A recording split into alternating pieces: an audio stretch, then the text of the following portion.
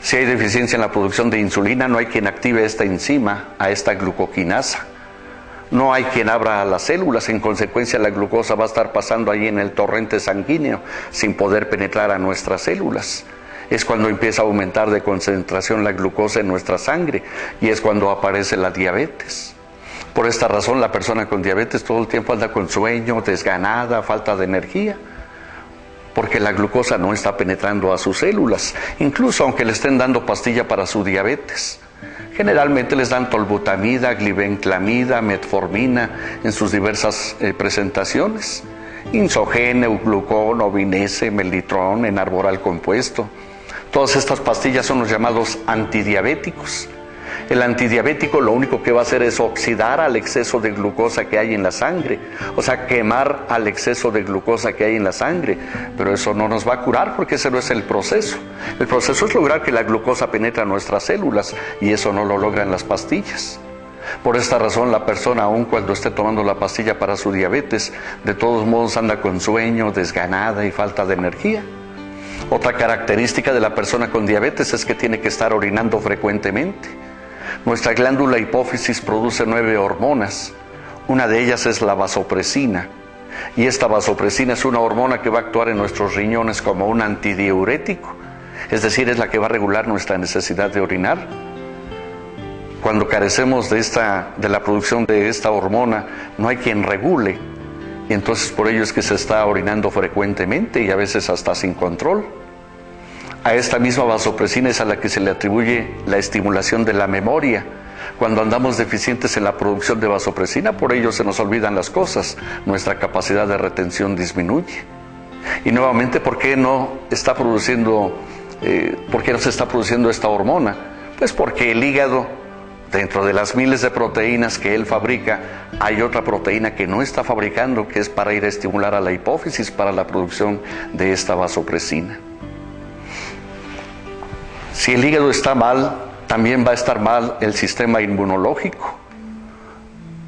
Normalmente hay una bacteria que se arraiga aquí en nuestros bronquios, es la entrada a nuestros pulmones. Esta es una bacteria del tipo Streptococcus o Staphylococcus.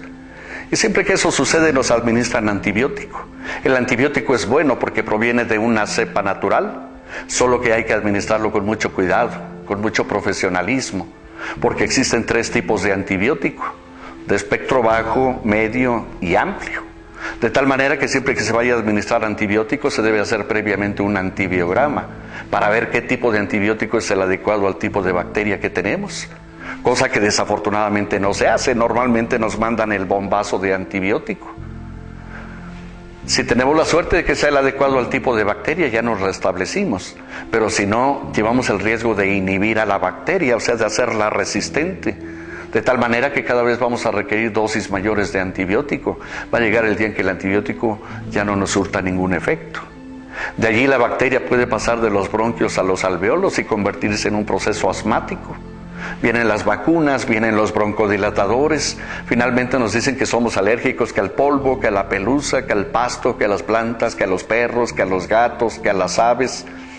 Yo les digo que nuestra experiencia es mentira eso.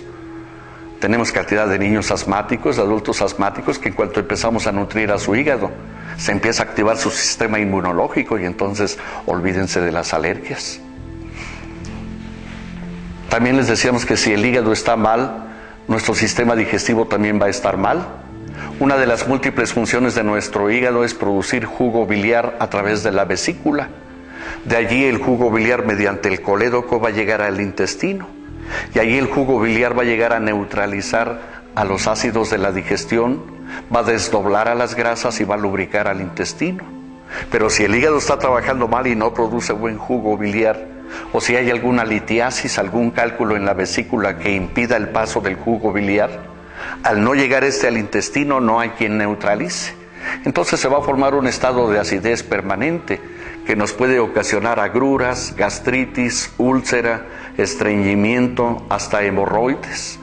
La misma falta de jugo biliar hace que no tenga buena lubricación el intestino y eso nos produzca una colitis, o sea, una inflamación del intestino.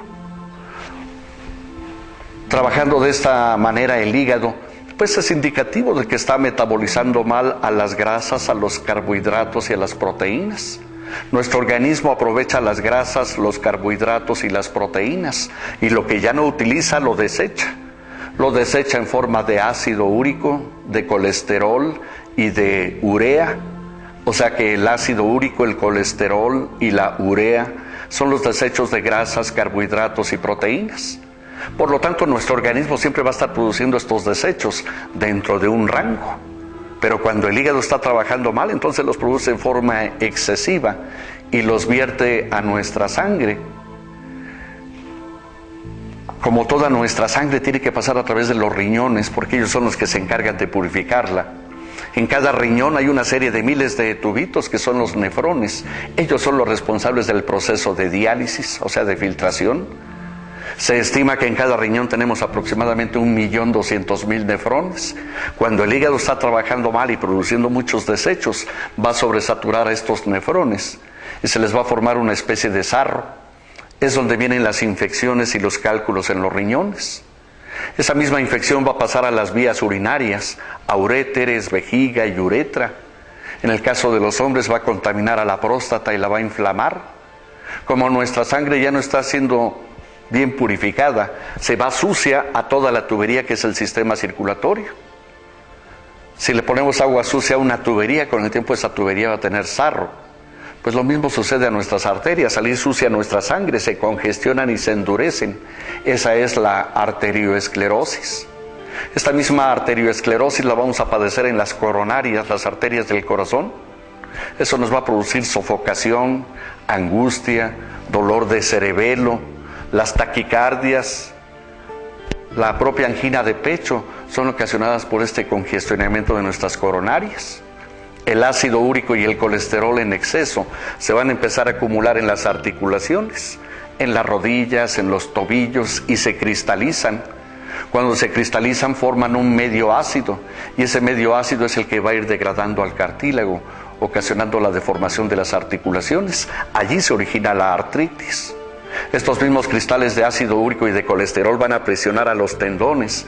Eso nos va a ocasionar reumas, calambres, que se nos duerman los brazos, las piernas, que empecemos a retener líquidos, o sea, que nos arda la planta de los pies, que se nos inflamen los pies, las manos. Como las arterias se congestionan, se reducen de diámetro y la sangre, como es más espesa, le cuesta trabajo circular. Entonces el corazón se tiene que forzar más para bombear a nuestra sangre y eso nos puede producir una presión arterial baja o una presión arterial alta. Lo mismo que sucede en las arterias va a ocurrir en las venas. Las arterias son las que llevan la sangre oxigenada de los pulmones hacia los tejidos y las venas son las que traen la sangre de retorno. También las venas se congestionan y sufren una flebitis, es donde aparecen las varices.